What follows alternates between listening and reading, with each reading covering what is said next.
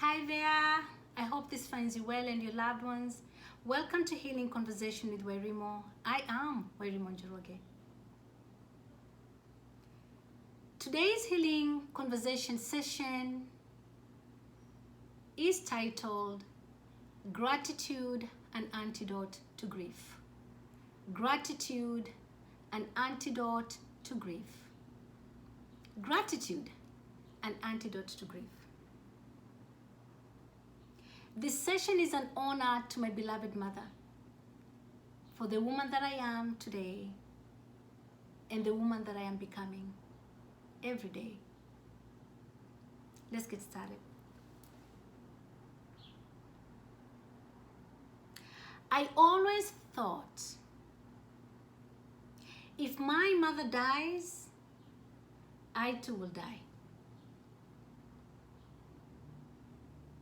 And true to that, I felt my body almost die on me that fateful day, a decade ago today, as it shivered and my teeth chattered in heartbreak, that hot summer's sweat.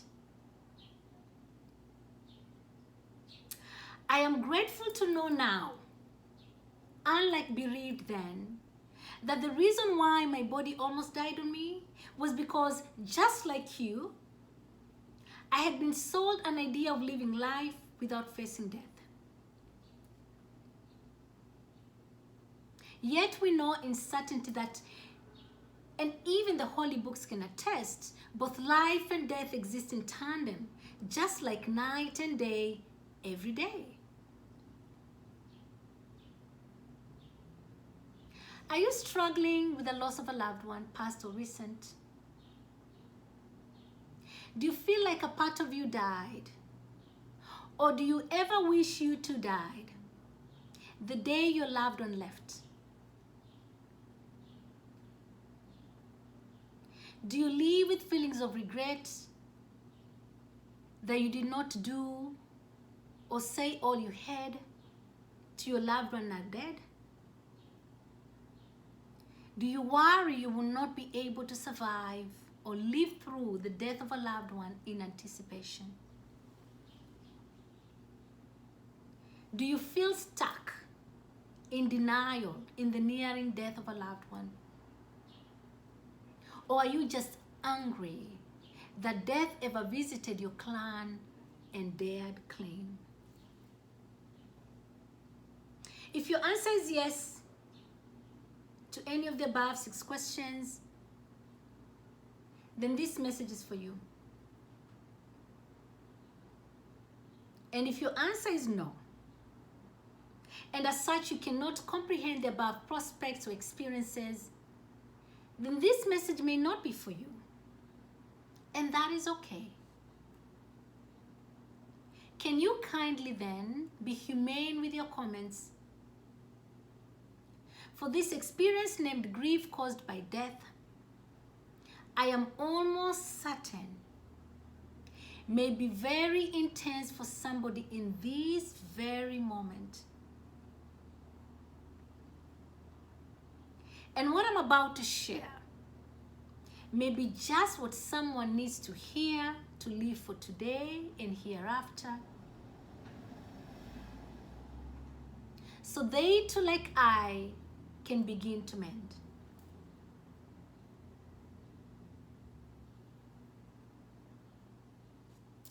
I am grateful to have come from a culture that carries immense wisdom,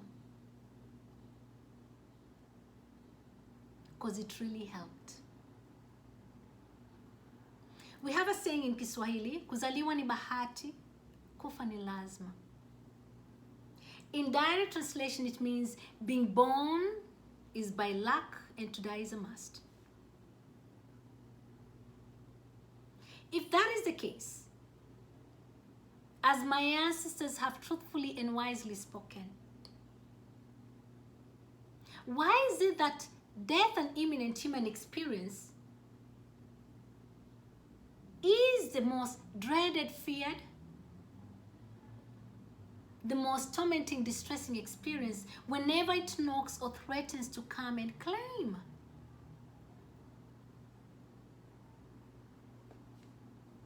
A bit of my story of an encounter with grief from death. As I earlier noted, I lost my mother. Really, we lost our mom because she was a mother to many. Exactly a decade back today.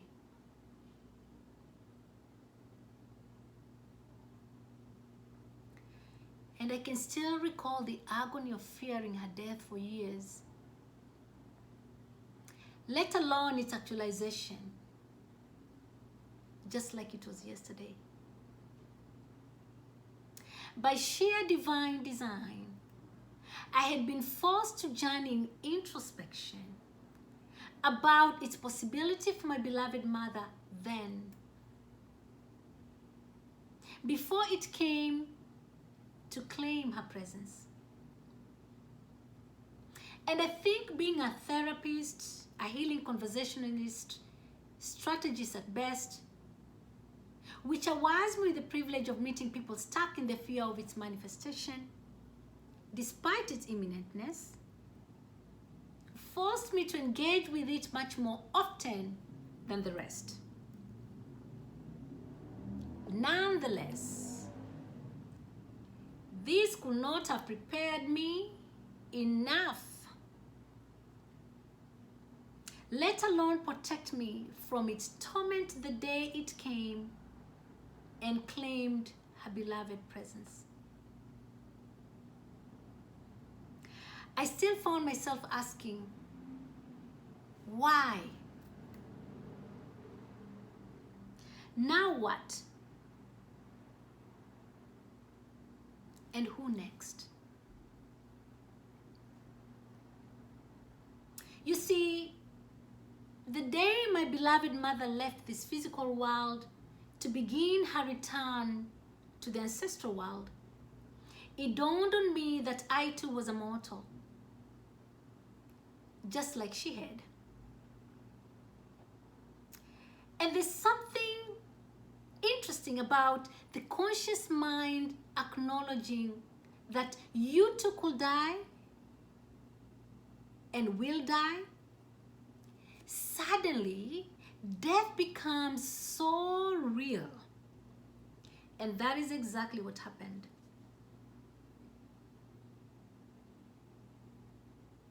The above questions are there for inquiries I've asked myself and had to live through, and continue to ask myself to date to some extent. After all, I'm still human in this existence. And as someone who has been able to survive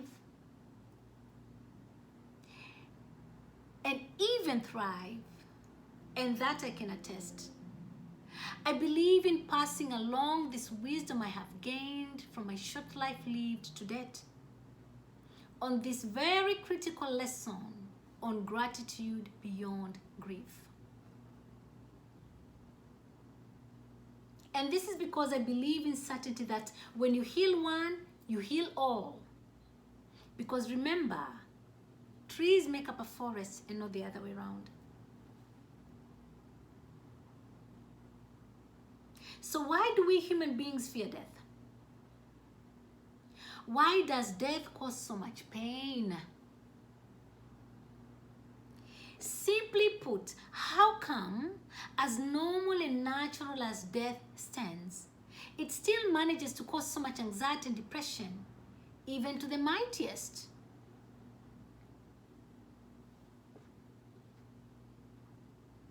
This is what I observe. And when you speak to your wise elders, you may learn that life is simple. Yet we human beings, me included, just can't help ourselves but make it so unnecessarily complicated. And you will know this for sure because we often pose a response as though it is a question. And I have been found guilty of this. And I promise I'm trying my best to change. So this message is for you, just like it is for me as well. So let's say we surrender the need to control life that we found in existence before we even came, and dared ask the question with utmost humbleness, just like a child can. Why did they die? Why do they have to die? Simple response from life's wisdom, and as my ancestors can attest, will most probably be, you did not decide they're coming in. You don't decide they're going out. You did not decide they're coming in. You do not decide they're going out. You did not decide they're coming in. You do not decide they're going out. So could it be that the part of grief from death that we often struggle the most to comprehend is that which stems from a delusion, we mere mortals, that we can control life and therefore death? So what if we saw each birth in life as a sunrise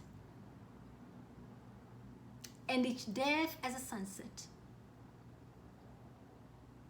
Might these permit our fragile, controlling minds, or even better, give it capacity to listen to the genius of our hearts, to let go of our beloved's physical frame, so we may reclaim a spiritual connection so ever present? And since we have established that we did not decide they're coming in, and as such, we cannot decide they're going out, this is my heartfelt prayer for you. Perhaps my healing wish instead. In sorrow for your beloved's death, may you find joy that once dwelt. In sorrow for your beloved's death, may you find joy that once dwelt. In sorrow for your beloved's death, may you find joy that once dwelt. Amina. It shall be so.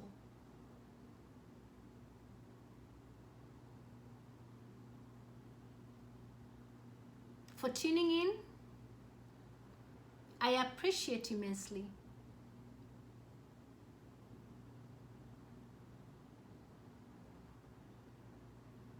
And may we all always be reminded that we are someone's child. Thank you.